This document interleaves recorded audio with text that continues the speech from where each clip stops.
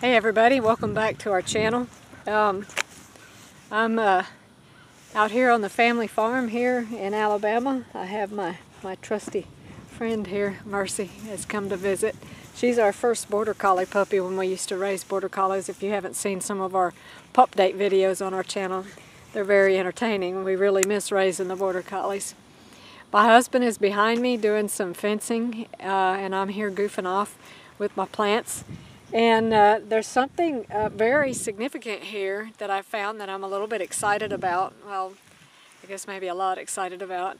And I want to show you what I found, and I'll have to change the position of the camera to do that, so sit tight and I'll show you what I'm talking about.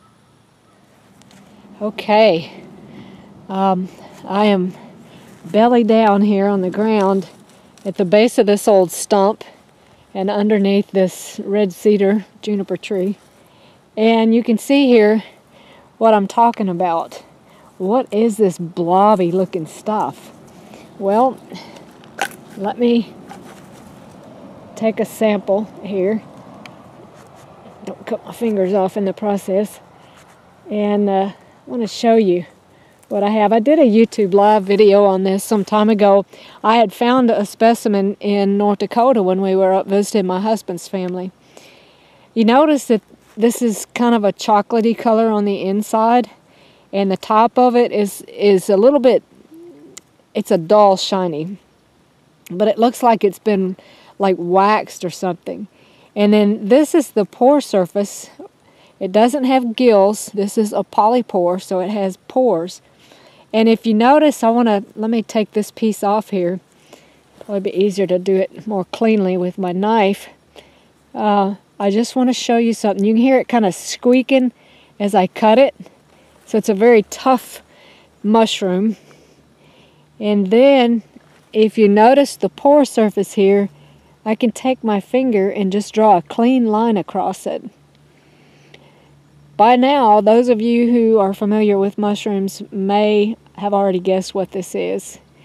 This is called, the common name is artist conk. And the reason it's called the artist conk is because you can actually write or draw on this pore surface because it so cleanly takes markings of whatever you're doing.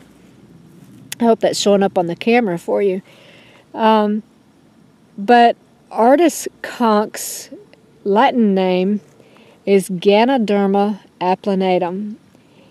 And that may sound familiar to some of you if you're familiar with other Ganoderma mushrooms. Ganoderma sugae, Ganoderma lucidum. These are the famous medicinal reishi mushrooms.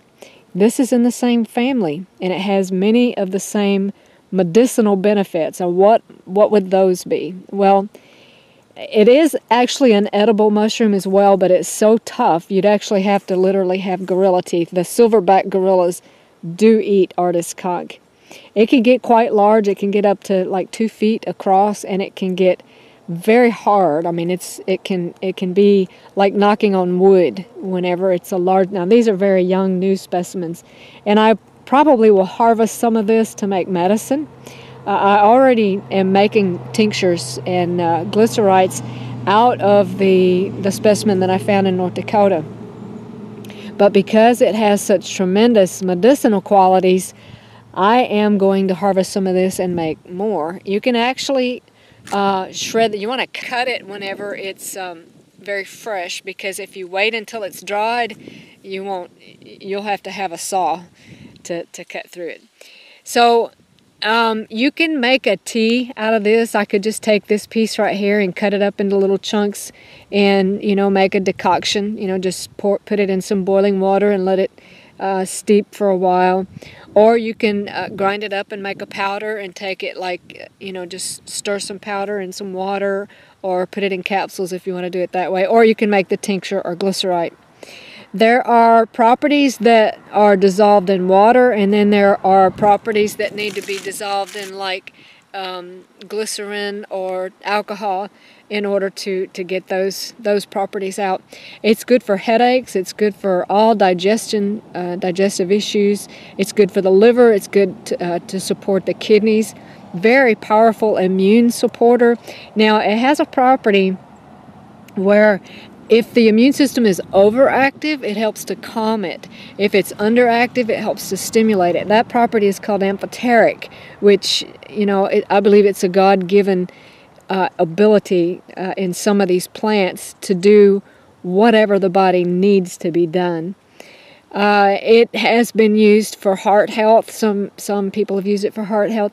I have read, and I don't have any firsthand experience on this, but I've read that it's very supportive for those who have been through chemotherapy. It can help them to recover from the damage from the chemotherapy.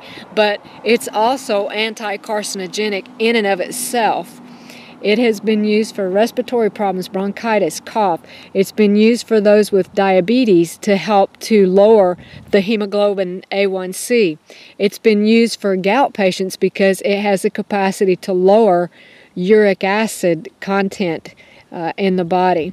And it's also been used to help with poor blood oxygenation, so you can increase your blood oxygen levels.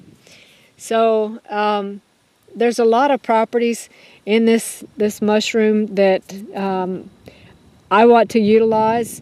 Like I said, it's in the same species as the more commonly known reishi, Ganoderma sugae, or Ganoderma lucidum, which is more commonly used for medicinal tinctures. I've used both of those, and I do have tinctures and glycerites of both of those, but I am going to make, I have a little bit of glycerite made of this, and I'm going to make some tincture with it. And I already have some that's shredded and dried that I could actually turn into a powder. Like I said, I am going to harvest some of this. I probably won't do it today because I want to go do some horse training this afternoon. But at any rate, I just wanted to share that with you. And if you can see this one right here, I'm not sure that it's showing up on the camera. It's hard for me to see. But if you can see, you can definitely see the line as I drag my fingernail across, and that lets you know for certain that is artist conch. It has this chocolatey color on the inside. It has the shiny, waxy looking cap. It has a pore surface that, you know, you can like draw on, and it grows on dead wood. So those are some features of Ganoderma applanatum or applanatum artist conch. Happy hunting.